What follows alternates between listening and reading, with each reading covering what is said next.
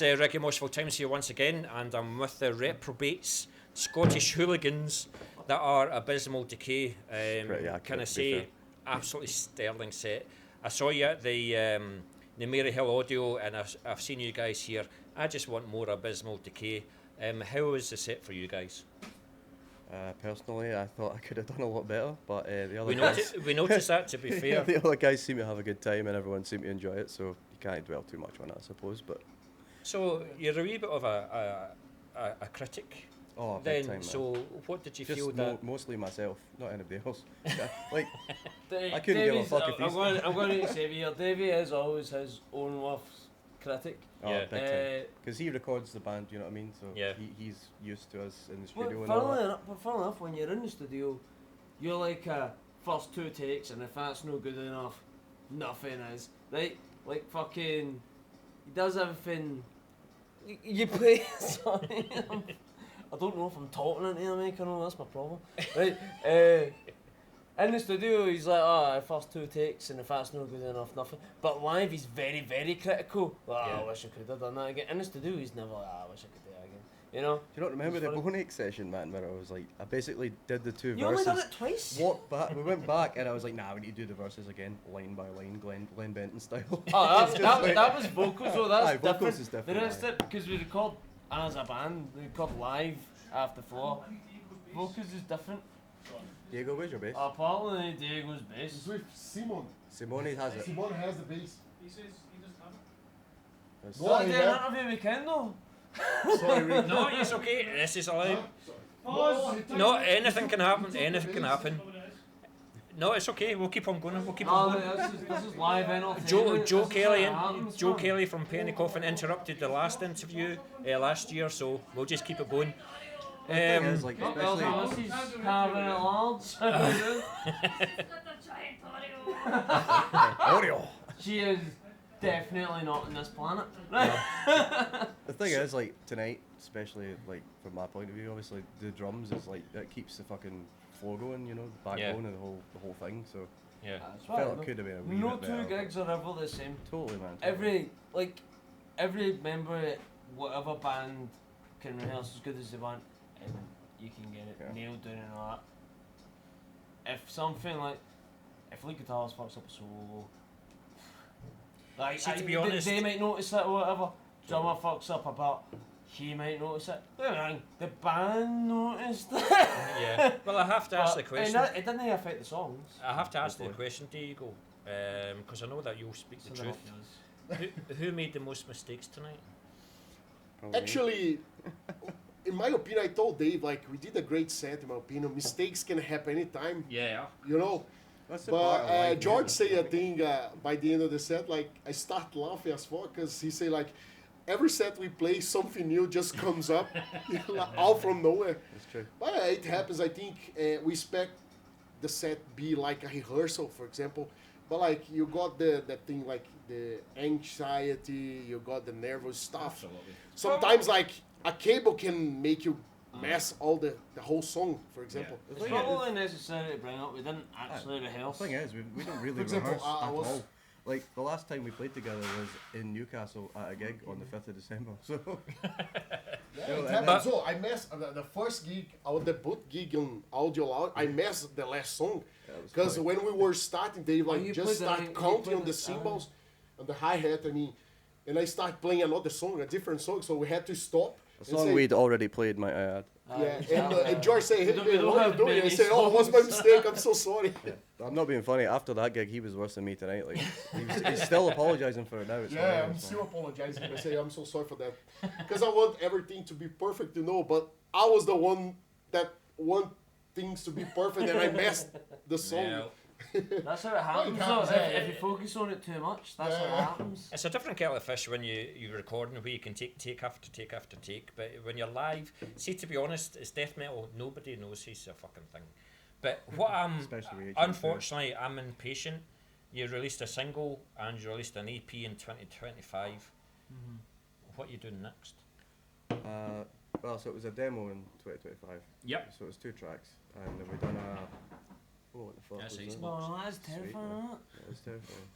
Anyway, Yeah, we did a single at the end of the year there. It was October. It was actually before the first gig we played. We've just done it online, and we've done a 7-inch of it, which is out today. It's an exclusive for the festival. But yeah, we're just finishing off the last 2 tracks for a 4-track EP. So cool. Hopefully the works, like 12-inch CD tape, all that kind of stuff. We'll see what happens. We just We'll start recording for those. We just play it by ear, really. You know what I mean? It's like, are you allowed to say if there's any label interest, or are you quite interested in just doing it DIY or die, just releasing it yourselves? Well, there is label interest. Every label will be interested. Take my word for it. There's actually, it's quite weird. There's actually been a few labels interested in it, which is weird, but. Well, I think actually I think it was really nice because like we released the demo, and we got it was released by 2 different labels. Yeah, for sure. We did the one. Yeah, the and first American press one. was just a DIY. We did it ourselves. Then there was a European press and a US press. So yeah, because we got a couple of different tapes for like different parts of the world, which is really cool. I've been in a couple of bands. I've never experienced that before. The US version came up with a cool artwork. Yeah, like an alternative. They changed the artwork. Was really nice. It must be really cool as well. Like if you look on Spotify, you can see where the listeners are listening to Abysmal Decay. So it must be. I don't know how to do that, man. I'm in charge of it all, and I've got no idea. I was really hoping you'd have something to give you back to. Like, oh yeah, man. Everybody all over the world listening to this shit. Just a note on the Bonic single as well, but actually next week there's a tape version being released of it as well, just a 1 single track tape version. The guy that runs the label wanted to do it. I was like, dude, like you're gonna lose money on this, like surely. So where's the label? That's Old Skull Productions from Budapest, Hungary. He did the EU press of the demo. So yeah. But that's the thing. The internet has its good points, but it has its bad points. But then when you look at something like that, they've discovered you. They find you worth it, even if it does make a loss to release material that you guys have done. But he'll see that as a collector's item because he knows that you guys have a chance to make it. Well, I think he's more of like a DIY guy. Like I think he's only doing 20 copies. Gotta You know what I mean? believe, We've only done 20 copies of the final, yourself, so man. it's like Who else will? it's kind of like a niche kind of fun thing to keep sort of interest up until we do the EP, which will be like Nothing fun about these tapes. true. Trying to flog them is a nightmare, man. But, aye. So he's from more of a DIY background, more of a kind of punk ethos, you know. So we're not like when someone says to me, "I want to release your band," it's like that sounds fucking awesome. What's the script? And he's like, "Oh, I want to do like a pro tape, fucking 50 copies." I'm like, "Sound, give me the fucking 10 copies and it's fine." So yeah, we're not really bothered about making money as such, you know, like fucking labels and all that kind of stuff. They're usually a pain in the arse to deal with, so anything DIY and underground, I'm all for that kind of thing. It seems like anybody that has got in touch has made it easier on the band side than everything else, because I mean, as a band, we've not really put in much more effort than making the music available. Totally. So they've done absolute wonders for like putting music actually out there. So there is one. I don't know if I've told the guys this, but there is one substantial label that has contacted. Is this an exclusive for me and the band? band? I'm not going to tell you who it is, but of course. there is a pretty Sony Music Group. decent. There is a decent from my personal opinion, they're like one of the biggest underground death metal labels in Europe, and they I think I know who you're talking about. They contact me ages ago and says, are you doing another release? I told them about the EP and they were like, are the demo songs going to be on the EP? And I was just like, nah, new songs.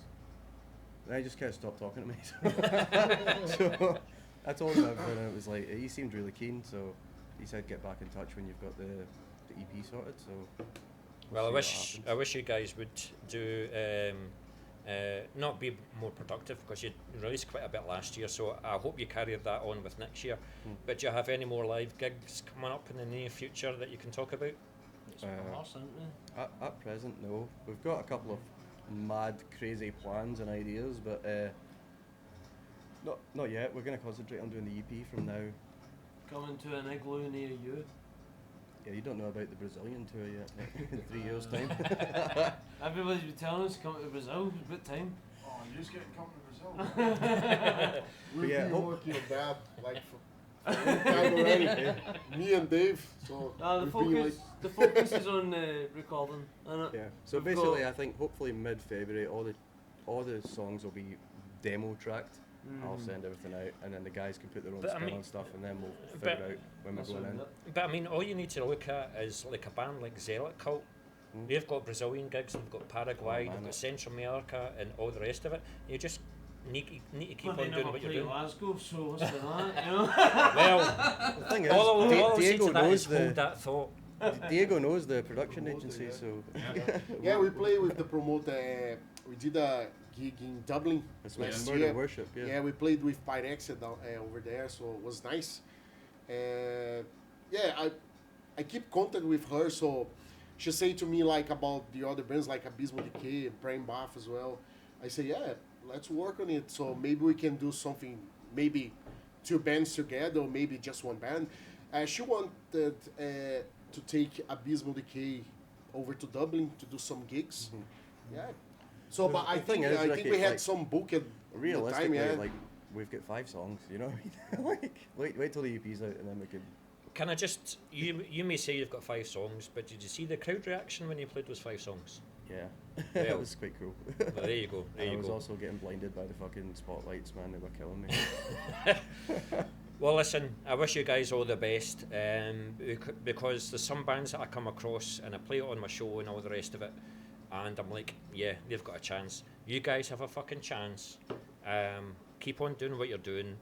Whenever you do have something new, even though it took me 18 months to get you on the radio station, Dave, I will get you on again, and we'll have like a more in-depth interview as well. You'll be the first person to get the what we say, the pilot track off the EP. You'll be the first one. That's recorded, so that's a contract, and I especially welcome that. Thank you very much, guys. Thank you very much, guys, and see you soon. All right, cheers. I've got a witness for that. Is that done? Because if it